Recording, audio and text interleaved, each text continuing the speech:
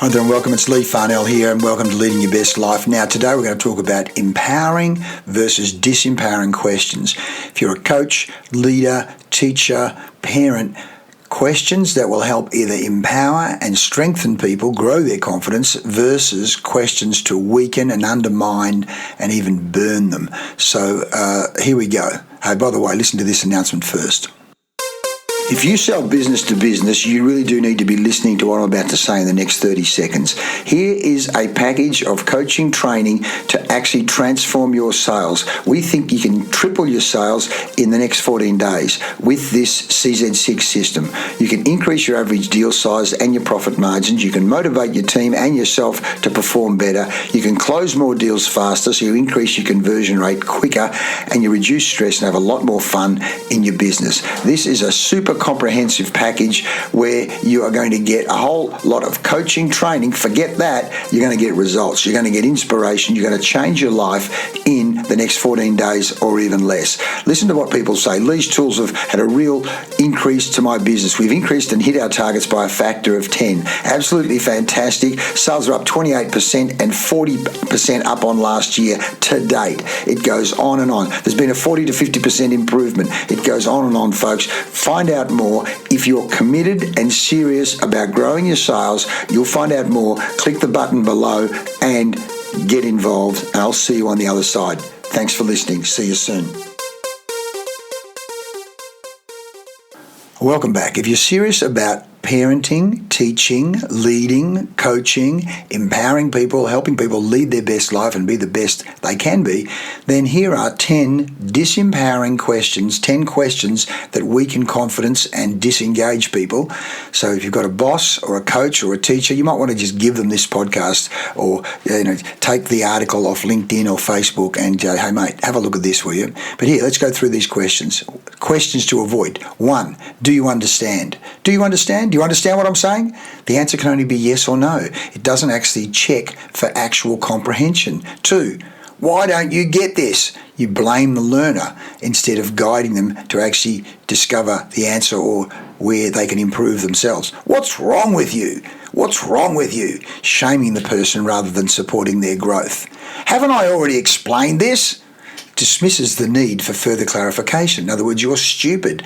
Why are you struggling so much? In other words, focusing on the problem, not the solution. Again, weakening and undermining the confidence. Do you even care? Do you even care about this? It questions the motivation of the person instead of inspiring them. Why can't you be more like Mary? Why can't you be more like Bob? Why can't you be more like Muhammad or Sarah? Creating a comparison and discouraging the person. Question 8, are you sure you can even handle this? Are you sure you can even handle this? Talk about implying doubt about their capability. Talk about undermining, weakening confidence. Oh, what a mess you made this of. What made you mess this up? Focusing on the failure rather than improvement. What a mess you made of this. What a stuff up you made of that. What made you mess that up? Focuses on failure rather than improvement. Oh boy. And 10, is that really the best you can do? Is that really the best you can do? Undermines the effort instead of encouraging Kaizen, encouraging progress. So if you're a teacher, parent, coach, really what you're saying is it's your own shit, your own frustration, you're vomiting it all over the poor student, player, team member.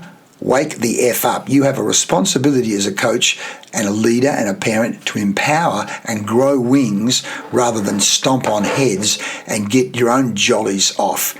Get with it. So let's go the other side. 10 empowering questions that actually inspire growth and confidence. 1, what's one key takeaway that you can learn from this? So encourage reflection and comprehension. So whether it's a water polo attack or a defense or a project or a sale, what's one key takeaway that you can take away from this? What's one key outcome you can use to actually have some Kaizen? What's one key takeaway? Encouraging reflection and comprehension. 2, how would you explain this concept in your own words? How would you explain what you did in your own words? How would you explain your understanding of how to do this in your own words? Check for true understanding. 3, what's working well for you so far? What's working well for you so far? So you're focusing on the positive, building confidence by focusing on strength. 4, what's one thing you could do differently next time? And sometimes we use the RFI. What's one? Room for improvement. RFI, room for improvement. What's one thing you could do differently next time? So you're encouraging learning from the experience. 5, how do you see yourself applying this in real life? How do you see yourself applying this in the next drill that we do? How do you see yourself applying this in the next game that we play, or the next project that we do, or in the next sale that we make, or in the next presentation that you give? How do you see yourself applying this in real life? So you connect the learning to action. You're doing a future pace. You're pacing out their future so that they've already, visualization-wise, you're actually already imagining a successful outcome.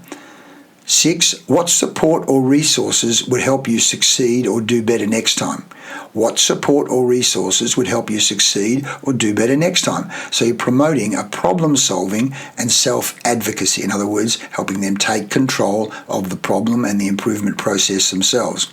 7, what's an example from your own experience that relates to this? So you're making the learning personal and relevant. So can you think of a time in your own experience where that's happened in the past, or where you did better or did something different in the past that got a better outcome? So you're getting them to draw from their own experience, making the learning personal and relevant. 8, so if there were no limitations, what would you try? If you had no limits, if I had a magic wand and you had no limits, what would you try? So you're encouraging creative thinking and risk-taking. 9, what's the next step you can take to improve? So again, you're focusing on just the next step. Like Confucius, the journey of 1,000 miles begins with a single step, begins at your feet. So what would be one next step for you to take to improve, to move and get them focused on the journey of progression and improvement? And 10, what did you learn about yourself in this process? So what did you learn about yourself in this process? So encouraging self-awareness and growth. Again, I'd take that even a step further. What did you learn about your thinking processes or your decision-making processes in this process? What did you learn about your decision-making process? Think about it. How did you go about deciding that? You want them conscious of the decision-making process so that they can improve and rewire that internal operating system. Again, we talk about deliberate practice of decision-making processes, particularly decision-making processes under pressure, particularly when we're talking about water polo or sales or business or meetings. How do I stay calm and do what I need to do? In water polo, we talk about may just take that extra half second to balk, move the goalie before you take the shot. Or in sales, just pause when the client asks you a question so that you can say, good question. And even then you can say, good question. What do you think the answer is? There's a whole range of different things you can do there, but the point is focusing on the process, so you're encouraging self-awareness and growth.